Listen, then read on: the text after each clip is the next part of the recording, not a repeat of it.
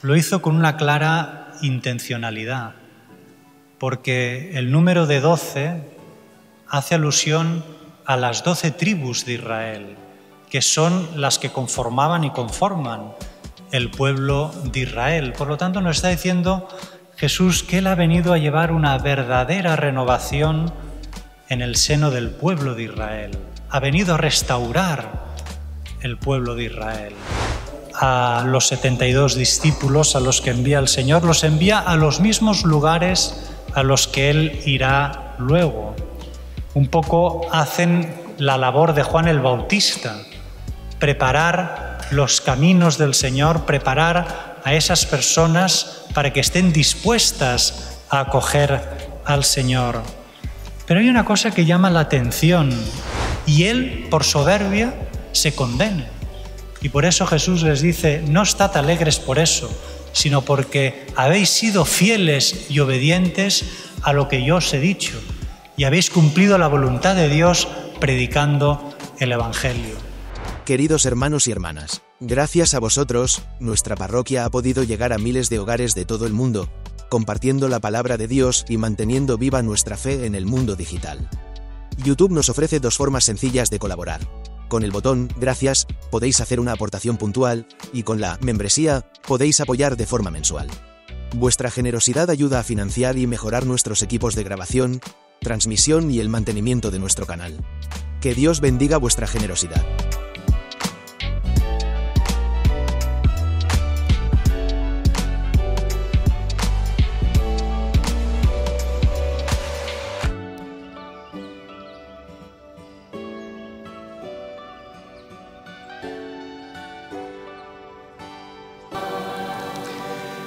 El Señor esté con vosotros.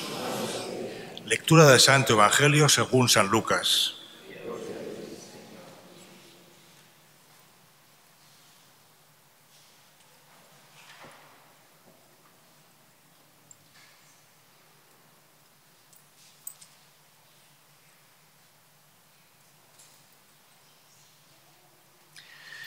En aquel tiempo designó el Señor otros 72 y los mandó delante de Él de dos en dos a todos los pueblos y lugares a donde pensaba ir Él. Y les decía: la mies es abundante y los obreros pocos. Rogad pues al dueño de la mies que envíe obreros a su mies. Poneos en camino, mirad que os envío como corderos en medio de lobos. No llevéis bolsa, ni alforja, ni sandalias, y no saludéis a nadie por el camino. Cuando entréis en una casa, decid primero: paz a esta casa. Y si allí hay gente de paz, descansará sobre ellos vuestra paz. Si no, volverá a vosotros. Quedaos en la misma casa, comiendo y bebiendo de lo que tengan, porque el obrero merece su salario. No andéis cambiando de casa en casa. Si entráis en una ciudad y os reciben, comed lo que os pongan, curad a los enfermos que hay en ella y decidles: el reino de Dios ha llegado a vosotros. Pero si entráis en una ciudad y no os reciben, saliendo a sus plazas, decid: hasta el polvo de vuestra ciudad se nos ha pegado a los pies, nos lo sacudimos sobre vosotros. De todos modos, sabed que el reino de Dios ha llegado. Os digo que aquel día será más llevadero para Sodoma que para esa ciudad. Los 72 volvieron con alegría diciendo: Señor, hasta los demonios se nos someten en tu nombre. Él les dijo: estaba viendo a Satanás caer del cielo como un rayo. Mirad, os he dado el poder de pisotear serpientes y escorpiones y todo poder del enemigo, y nada os hará daño alguno. Sin embargo, no estéis alegres porque se os someten los espíritus. Estad alegres porque vuestros nombres están inscritos en el cielo. Palabra del Señor. Vemos hoy cómo, además de a los 12 apóstoles, Jesús también llama a otros 72 discípulos. y les manda con instrucciones muy semejantes a las que había dado a los 12, de ir a las aldeas de 2 en 2 para anunciar que el reino de Dios está cerca. Cuando Jesús escogió a 12 para que fueran sus apóstoles, lo hizo con una clara intencionalidad, porque el número de 12 hace alusión a las 12 tribus de Israel, que son las que conformaban y conforman el pueblo de Israel. Por lo tanto, nos está diciendo Jesús que Él ha venido a llevar una verdadera renovación en el seno del pueblo de Israel. Ha venido a restaurar el pueblo de Israel. Pero cuando también escoge a 72 de entre sus discípulos, también lo hace con una clara intencionalidad, porque el número 72 hace alusión a los 72 que fueron los descendientes de Noé y que se esparcieron por todo el mundo después del diluvio, con lo cual nos está diciendo que su mensaje y la realidad de la salvación está llamada a traspasar las fronteras de Israel y llegar al mundo entero. Y así nos viene a decir que Jesús, que podía no haber contado con nosotros los hombres, ha querido contar con todos nosotros, contigo y conmigo, en la más bonita y fascinante de las aventuras, que es evangelizar. Llevar a todos los corazones heridos por el pecado el amor de Dios, el único que puede curar y llenar el corazón del hombre. Y no solo implica a los 12 apóstoles, que son sus más allegados, sino también a los demás discípulos, con lo que nos está diciendo que la evangelización no es solo cosa de sacerdotes y de obispos, de monjas y de religiosos, sino de todos los bautizados. Todos estamos llamados a ser discípulos misioneros. Como decía el Papa Francisco, estamos llamados a ser iglesia en salida. Y la verdad es que a mí a veces le pregunto, le digo al Señor, pero, ¿qué has hecho? ¿Por qué has querido en parte atarte de manos y de pies al querer contar con nosotros en la tarea de anunciar el Evangelio al mundo entero? Porque lo que tú y yo dejemos de hacer, quedará sin hacer. Y es una grave responsabilidad. Dios ha querido contar contigo y conmigo para la evangelización. Y lo que tú y yo no hagamos, quedará sin hacer. A mí la verdad es que mi impresión me da un cierto vértigo pensar que Dios ha depositado tanta confianza en cada uno de nosotros.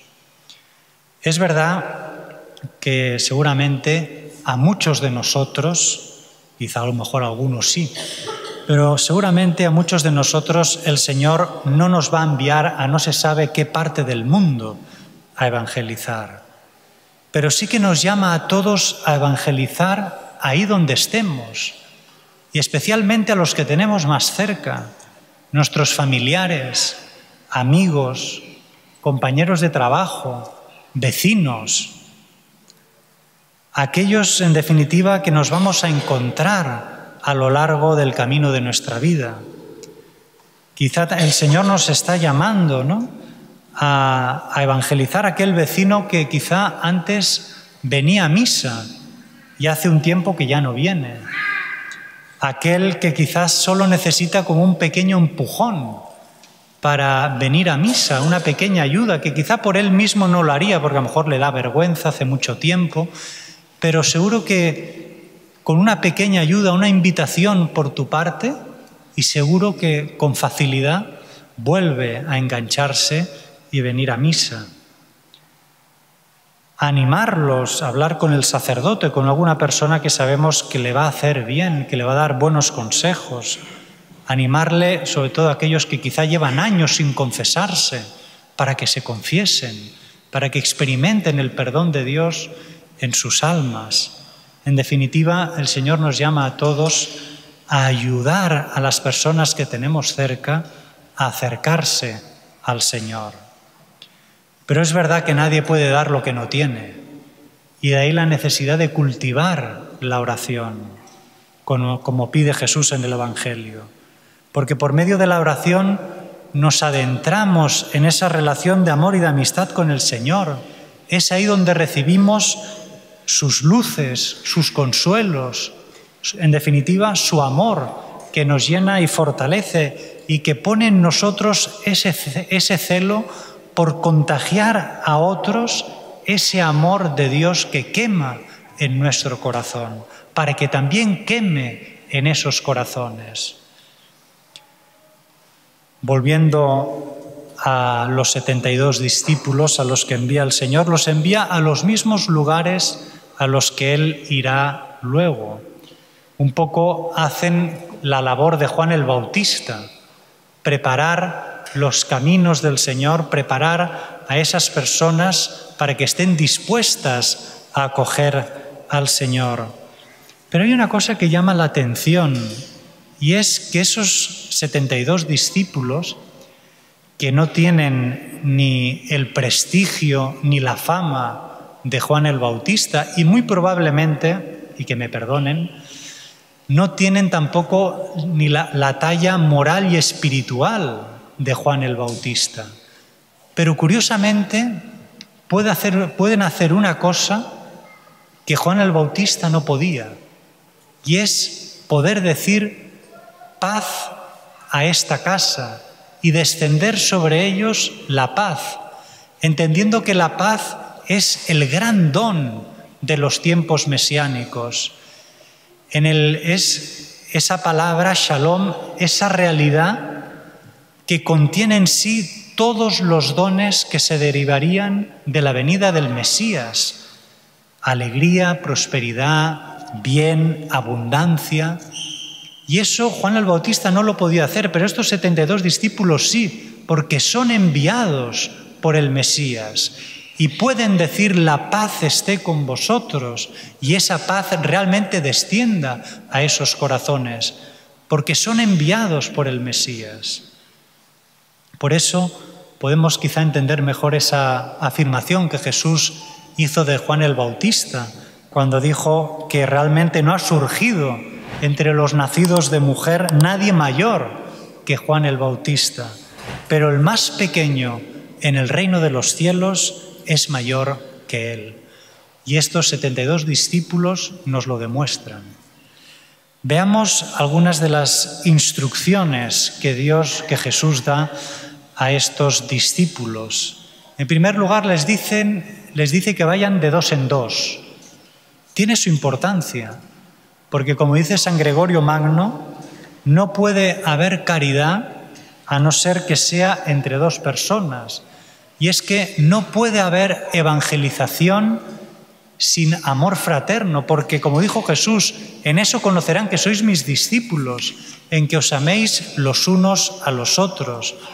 Por eso sería un escándalo si una persona que viniera por primera vez a nuestra parroquia viera que hay división, que este no se habla con aquel, que aquellos no se pueden ver con los demás allá, que aquella persona, aquella familia que están solos ahí, nadie va a hablar con ellos.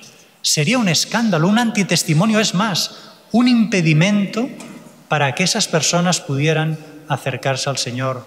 Por lo tanto, también tenemos una responsabilidad colectiva hacia esas personas. Y les advierte que serán enviados como corderos en medio de lobos. Es decir, les pide que sean pacíficos, que sean hombres de paz, también con aquellos que no les van a recibir o que los van a recibir de malos modos, pues ellos llevan un mensaje de paz. Y de hecho, es verdad que la verdad sin caridad no es verdad, porque el contenido mismo de la verdad es la caridad. Por eso han de ser hombres de paz y saber decir las cosas con caridad y con paz. Y de hecho Jesús puede decir que seréis enviados como corderos en medio de lobos, porque Él se presentó ante nosotros los hombres como el Cordero de Dios, como bien señaló Juan el Bautista, y se presentó como el Cordero de Dios en medio de nosotros, que nos comportamos como lobos contra Él. Pero precisamente como Cordero degollado es como consiguió para nosotros la salvación, abrir los 7 sellos del libro de la vida, como dice el Apocalipsis. Y también otra exigencia es que los envía sin bolsa, ni alforja, ni sandalias, con este desprendimiento con respecto a los bienes materiales para que solo confíen en la providencia, que Dios los proveerá de aquello que necesiten, que no se preocupen por eso, que lo único realmente importante y urgente es evangelizar. Y dice el Evangelio que volvieron llenos de alegría. Podríamos decir que la misión fue todo un éxito entre comillas, ¿no? Dio frutos. Y podríamos preguntarnos, ¿cuál fue la causa de ese éxito, entre comillas? ¿Vino de la pobreza de medios materiales con la que afrontaron su misión? ¿O fue por el hecho de ir de 2 en 2? ¿O de haber sido pacíficos y no avasallar a nadie? La razón de su éxito no reside en ninguna de estas cosas, sino en el hecho de que fueron obedientes, de que fueron enviados por Jesús y fueron dóciles a las indicaciones que Jesús les había dado. Uno podría pensar, es que si a lo mejor hubieran ido con menos cosas, hubieran sido más eficaces, ¿no? O si hubieran decidido, mira, en lugar de ir de 2 en 2, vayamos de 1 en 1, que así llegaremos a más gente y a más pueblos. No fueron la eficacia y la razón de su éxito, no fue ninguna de estas cosas, sino que fueron estrictamente obedientes a lo que el Señor les había mandado. Por eso dieron frutos y pudieron volver contentos. A nosotros ya entendemos que si uno hubiera dicho, oye, mira, quizás si llevamos más cosas, no sea acaso que por el camino nos falte, hubieran sido menos eficaces. Pero es que tampoco hubieran sido más eficaces por el hecho de haber llevado menos cosas, sino porque fueron obedientes al Señor, porque fueron fieles a lo que el Señor les había mandado. Y es que toda fecundidad espiritual y evangelizadora proviene de la obediencia, de nuestra obediencia a Dios, y la obediencia es fruto de la fe. Obediencia a los mandamientos del Señor, por empezar, a los mandamientos de la Iglesia, a nuestros deberes de Estado, como maridos, mujeres, padres, madres, trabajadores, ciudadanos, y también obedientes a aquellas inspiraciones que el Espíritu Santo nos pueda sugerir, por pequeñas o insignificantes que sean. Ser obedientes a ellas es de una fecundidad que nosotros no somos capaces de ver y de calcular. Y por último, un último detalle pero importante, y es que Jesús se da cuenta de que la razón de su alegría está más en el hecho de que se les sometieran los espíritus malignos, de que hicieron grandes milagros, curar enfermos, y no tanto en el hecho de haber sido obedientes a la voluntad de Dios predicando el Evangelio. Y les advierte de ese peligro. No estéis alegres porque se someten los espíritus malignos, sino porque vuestros nombres están inscritos en el cielo.